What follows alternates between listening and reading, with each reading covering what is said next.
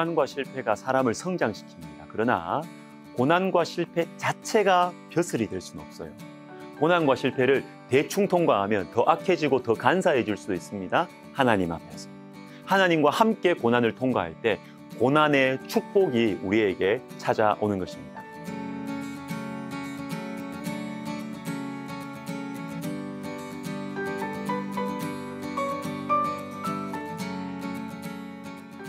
잠언 10장 25절과 30절을 읽어드리겠습니다. 악인과 의인의 차이를 흔들리는가 그렇지 않은가의 관점에서 설명해요.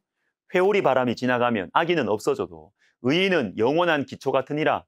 의인은 영원히 이동되지 아니하여도 악인은 땅에 거하지 못하게 되느니라. 회오리 바람이 휙 지나갑니다. 인생의 고난이죠. 악인은 이 고난 앞에서 흔들리고 없어집니다. 그러나 의인은 영원한 기초와 같이 흔들리지 않습니다. 누가복음 6장 48절과 49절도 봅시다. 집을 짓되 깊이 파고 주추를 반석 위에 놓은 사람과 같으니 큰 물이 나서 탕류가 그 집에 부딪히되 잘 지었기 때문에 능히 요동하지 못하게 하였거니와 듣고 행하지 아니하는 자는 주추 없이 흙 위에 집 지은 사람과 같으니 탕류가 부딪힘에 집이 곧 무너져 파괴됨이 심하니라 하시니라. 홍수가 일어납니다. 인생의 고난이죠. 그런데 어떤 사람은 흔들리지 않고 근데 어떤 사람은 무너져요. 무슨 차이일까요? 말씀을 듣고 행하는 요 차이입니다. 말씀을 듣고 행할 때 흔들리지 않는 것입니다. 여러분, 모든 사람은 크고 작은 고난을 겪죠.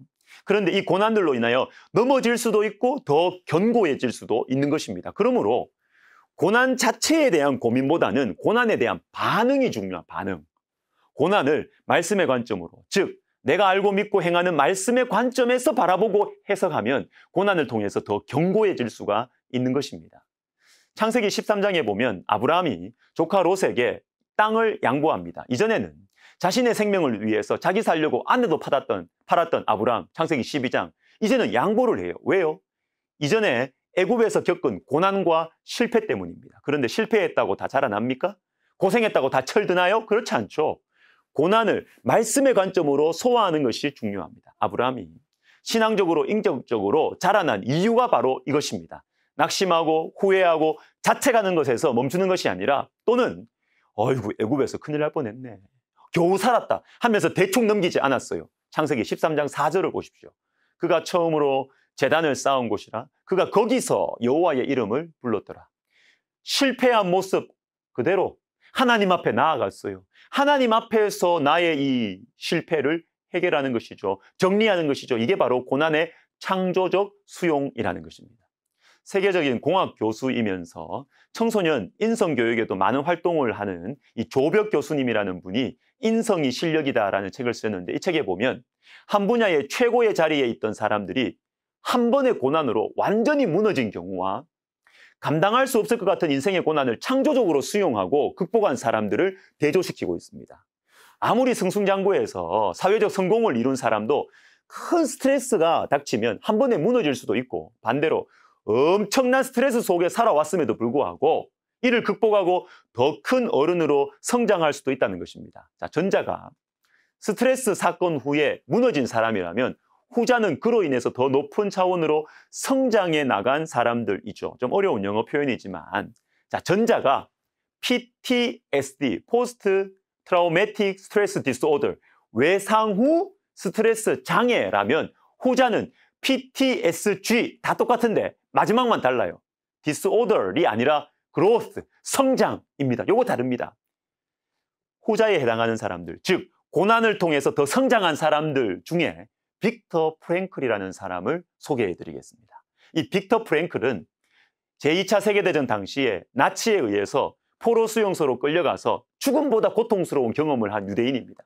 수용소에 감금되어 있는 동안 그는 동료 의사들뿐만 아니라 부모, 형제, 아내, 자녀의 죽음까지 겪으면서 상상할 수 없는 스트레스를 경험하게 돼요. 그러나 그 비참하고 절망적인 상황에서도 끝까지 살아남아서 수용소를 나왔을 뿐만 아니라 심리치료 역사에 큰 획을 그은 세계적인 학자로 여생을 살아갑니다. 여러분, 스트레스, 고난, 사람을 망가뜨릴 수도 있지만 동시에 성장의 자극제가 될 수도 있다는 거예요. 고난을 창조적으로 소화하는 것이 중요합니다. 이것을 신앙적으로 표현하면 고난을 실패를 하나님 앞에서 해결한다라는 것입니다. 다윗의 아들 중에 아도니아라는 사람이 있었습니다. 다윗의 통치 말기에 다윗이 육체적으로 많이 쇠하였을 때 하나님께서 정하신 솔로몬이 아니라 자기가 왕이 되려고 했어요. 반역이죠. 근데 이게 탄로나게 되고 처형이 아도니아를 기다리고 있었습니다. 이때 아도니아는 솔로몬에게 내가 잘못했다고 말하면서 목숨을 건졌어요. 막 빌고 하면서, 그런데 이후에 아도니아가 솔로몬 왕에게 다윗을 섬겼던 아비삭이라는 여인을 내한테 달라고 솔로몬의 어머니인 밧세바를 통해서 요구합니다. 이때 아도니아의 진심이 드러납니다. 열왕기상 2장 15절, 그가 이르되 당신도 아시는 바이거니와 이 왕위는 내 것이었고 온 이스라엘은 다 얼굴을 내게로 향하여 왕으로 삼으려 하였는데, 죽을 수밖에 없었던 위기의 순간에 정말로 아도니아가 마음을 돌이켰다면 솔로몬이 앉은 저 왕자리 내 자리였다, 이 말을 어떻게 해요? 이 말을 어떻게 해요? 아도니아는요, 실패와 위기를 대충 넘긴 거예요. 이것 때문에 아도니아가 죽습니다.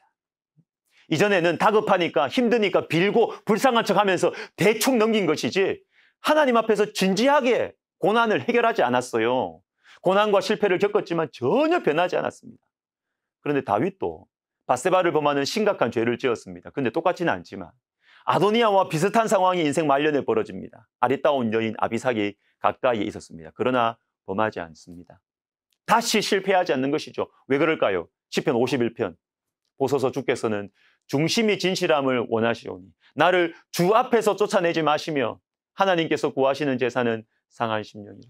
중심, 상한 심령, 주 앞에서. 다윗은 주님 앞에서 이 문제를 해결했습니다. 중심을 보시는 하나님 앞에서 내가 얼마나 심각한 죄를 지었는지를 알고 하나님 앞에 엎드렸던 것입니다. 여러분, 바로 이것입니다. 실패와 고난을 하나님 앞에서 해결한다는 말이 바로 이겁니다. 사람들 앞에서 안 보는 척하고 넘어가고 부끄러움 안 당하고 이게 중요한 게 아니라 하나님 앞에서 실패와 고난을 해결하는 것. 여러분, 이렇게 할 때 신앙이 자라나는 것입니다. 고난의 창조적 수용, 이것이 중요한 것입니다. 기도하겠습니다. 하나님, 우리는 살아가면서 고난을 겪습니다. 실패도 합니다. 후회도 합니다. 그러나 이 힘든 시간들을 우리가 사람 앞에서 해결하고 대충 넘기려고 하지 말고 하나님 앞에서 고난을 창조적으로 수용하여 이후에 더 자라나고 예수님을 닮은 사람이 되도록 주님이여 우리의 눈을 열어주시고 우리의 길을 인도하여 주옵소서. 예수님의 이름으로 기도하옵나이다. 아멘.